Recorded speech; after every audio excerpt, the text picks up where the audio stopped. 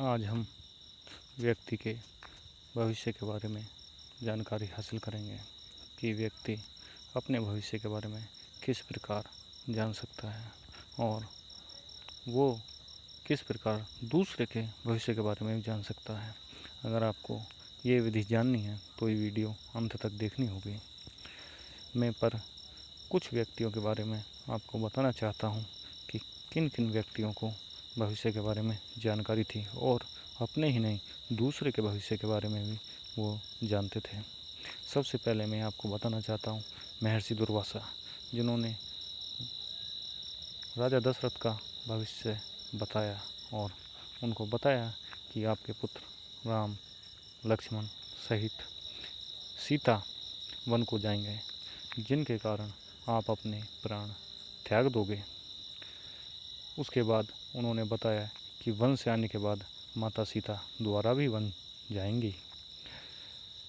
राजा दशरथ को ये बात पता होने के बावजूद भी जब राम वन को जाते हैं तो उन्होंने अपने प्राण उनके वियोग में त्याग दिए। उसके बाद जब माता सीता दोबारा वन को जाती हैं तो लक्ष्मण अपने भैया राम से बोलते हैं कि भैया, माता सीता तो लक्ष्मी की अवतार हैं, वो चाहती तो इस काल चक्र को बदल सकती थी, फिर उन्होंने ऐसा क्यों नहीं किया, वो क्यों वन को चली गई दोबारा।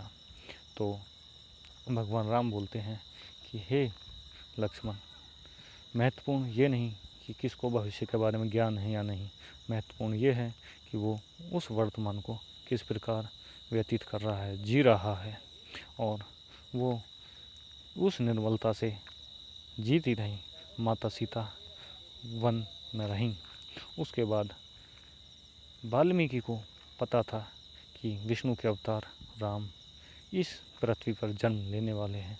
जन्म लेने से पहले ही उन्होंने रामायण लिख दी थी। फिर जब माता सीता पृथ्वी में समा जाती हैं और वो राम को समझाते हैं तो बोलते हैं, हे राम, मुझे तो पहले से ही ज्ञात था कि माता सीता पृथ्वी में समाएंगी। मैंने इस घटना को काफ़ी बदलने की कोशिश की पर मैं बदल ना सका। इसी प्रकार अगर आपको भी भविष्य का ज्ञान प्राप्त करना है तो आपको अपनी पूर्ण इंद्रियों के बारे में जानकारी हासिल करनी होगी। जिस दिन आपको अपनी पूर्ण इंद्रियों के बारे में जानकारी हासिल हो जाएगी तब आप भविष्य के बारे में जान सकोगे। अपना या किसी भी व्यक्ति का आप भविष्य बता सकोगे।